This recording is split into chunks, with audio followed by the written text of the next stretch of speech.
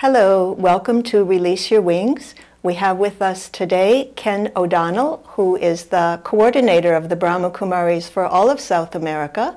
He's an experienced Raja Yogi meditator for 38 years, and he's had a very interesting journey through meditation, which has taken him to wonderful experiences and insights about how our inner being really affects our lives in the world and even affects the world around us. And the topic that we have today is from inertia to inspiration. So imagine you have a big freight train that's stalled and you need to get it started again. Brother Ken is going to explain to us some of the mechanics of how this starts. Welcome, Ken. Thank you for joining us. Thanks, Mary. It's really great to be here. And we're here to release our wings a little bit more. To release our wings, yeah. And so I'm really reminded by this topic of Nelson Mandela, because he's on all of our minds now that that great soul has released his wings and flown away. And I'm remembering that 27 years he spent in prison, and he kept his inspiration. He never let it go. And perhaps even more remarkable than that, when he got out of prison and he was hailed as a hero all over the world, he did not cave into being a celebrity, but he kept his aim on his inspiration. And so how is it that certain individuals seem to be immune to the effects of both defamation and praise, and they stay right on that path of inspiration? I guess when you look at inertia and how that moves to inspiration, it implies that there is a potential that's not being realized, not being able to happen. And so if something is inside of you bottled up, and for sure it was bottled up when he was in prison, and suddenly there's a real situation, he's got the chance to show his real potential, what really was driving him all along, and it's as if, it comes out naturally. So what naturally flourishes will be different from what people expect also. And of course it so happens that if it's not such a powerful driving factor inside of us, then external influences will sort of attract us or push us or pull us this way or the other, so that we still stay with our potential bottled up because we've buried it again under something else. I think we have to understand inertia a little bit better, because I know in my own life there are, I've had inspirations also, but inertia is a natural force in the world. And so how do we avoid being under the influence of the force of inertia? Yeah, I remember when I was a kid, we lived near a railway line. One day playing, we found one of those railway carts, the ones that you sort of go up and down on. Right. It was so heavy. We were only like 10 years old or whatever, few young kids. To get it moving was such a hard job. But once it was moving, it was sort of fine. You could probably do it with one hand. So inertia has to do with the weight of something, this mass. And, to push something that's stationary, first of all, you have to overcome that mass. The force has to be greater than the mass. So using that analogy of physics, and we're talking about here our own inertia, our internal inertia. It's not physical weight, and it's not physical force, but it's the weight of the past. It's the weight of things that we haven't sorted out. It's the weight of our bondages that, we imagine that we're in bondage with this, that and the other, whereas there are no physical things holding us down. In Mandela's case, it's not a physical prison, but it's an existential one. So we have to sort of recognize our inner potential. What does it serve for? What is it useful for? Where can it go? And we have to get the power to be able to move it. That power can only come through meditation, really. It can only come through our deeper connection, because I can't produce my own power. In fact, that's what exactly we need. We've got love, we've got peace, we've got happiness. but we don't have power because that's been depleted. And that's the reason why God exists. If he wasn't around to give us power, it'd be unemployed. So we have to connect up with that powerhouse and connect that with our potential, and then of course inspiration can happen. Well, is there some kind of an entrance requirement or some kind of a fee involved in getting power from God? Because why aren't we doing it?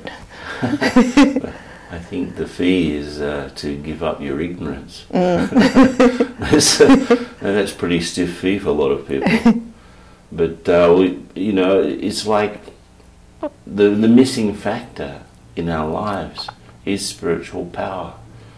That makes us more powerful than the things around us, and therefore we can move through things without being stopped at every turn.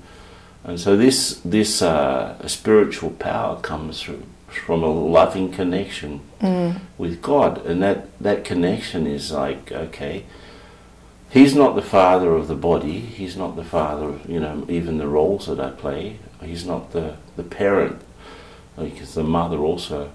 But he has a connection with our spiritual identity as souls. And so when I say the fee is ignorance, I have to remove the ignorance that I have around myself. Who am I behind what I do? Who am I behind what I say and what I want? So this introspection brings me to an understanding that if I remove my name and form, if I remove all of the things that I'm connected to, I still exist, and I'm a spiritual entity. I go with the famous phrase of Teilhard de Chardin, who said, "We are spiritual beings having a human experience, and not human beings going through a spiritual one or looking for one." So I start from there. And I notice that there are things inside of me that are more powerful, that could be more powerful than the things around me, but I need to make that connection with the source. And through meditation I make that connection and bring up what is best in me, and I connect with something outside of me, and I can move towards it. Yeah. Now I've noticed in myself, I have noticed inner power in myself, but I've noticed that some of the power in myself is very benevolent, but some of the power within myself is also very destructive. And so if I'm going inside and getting a hold of my inner power, might I end up as a mass murderer, for example? Well, that's not particularly inspiring. But when I'm talking about spiritual power, it's not just power per se, it's just the power that can make my love work and make my happiness work and make my peace work, rather than make some selfish desire work. That's not exactly power. That's not the sort of power I'm talking about. So let's say I'm basically a loveful being, but the world is full of people who are basically loveful, but when something really strong happens, some disaster or some personal problem, then they forget how loveful they are, because they don't have enough spiritual power to make the love cut through all of the circumstances. So inspiration is to be able to cut the strings of circumstance so that you can bring it out, bring out the best in you. It's like a plant. To grow, it needs water, it needs sunlight, it needs air, it needs space. In the same way, I have to make sure that I'm getting enough knowledge. I have to understand what I'm doing. I'm getting enough power from the spiritual sun, let's say, to nurture what is best in me. Otherwise, it won't happen. I'm for sure in his case, there must have been some spiritual connection there. What we've read about in Mandela and so on, there was such a love beyond even logic that was there in him that had to come out. Yeah. So I'm understanding now that this inspiration is really an otherworldly kind of inspiration, a very, I could almost use the word divine kind of inspiration. And it seems like every human being, even those who end up doing destructive things, that every human being has within them the desire to contribute something good to the world. But we somehow get so shoehorned by the circumstances of everyday life that we don't express it. So could you talk to us a little bit about how I do have to live my life and do all of these things, but how do I get this inspiration that also perhaps allows me to fulfill my deepest dreams? Well, if you look at inspiration, it's the opposite of expiration. Inspire means to breathe in, basically. And expire means to breathe out. So to breathe in, I need oxygen, you know. If I'm breathing in noxious gases, I'm still inspiring, but, you know, I'm not necessarily living. So I have to surround myself with the things that will give me life, basically. I have to, you know, I can't be sort of just expecting from my surrounding everything that I need to grow. I need to put myself in different situations and circumstances, and definitely the world around us has an influence. The past has an influence. Therefore, inertia could be stronger than our inspiration.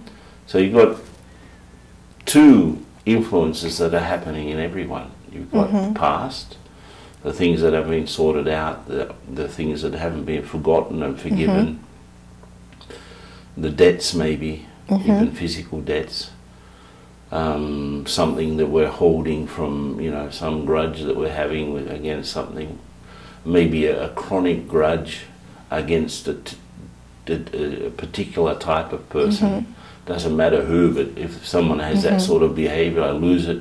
So there are the sort of things from the past, our habits and our thinking and our beliefs, they're all past-centered, yeah? And our experiences also, that could weigh down and stop us. The other thing is the surroundings and the people I live with, the people I mix with, the sort of films that I watch, sort of material that I read, the sort of sites that I visit on the internet, all of that is influencing. But there's a third influence, which is through meditation, and that the third influence should be, you know, should be enough to put the past in the past and, you know, open up the future. So that spiritual influence is through, first of all, I am the soul, and secondly, I am God's child, and in a sense, to different extents, we're all His instruments. So if I start to live in instrument consciousness, then I can be gradually, you know, putting the inertia, getting this weight down, and bringing the inspiration up so that I can move forward.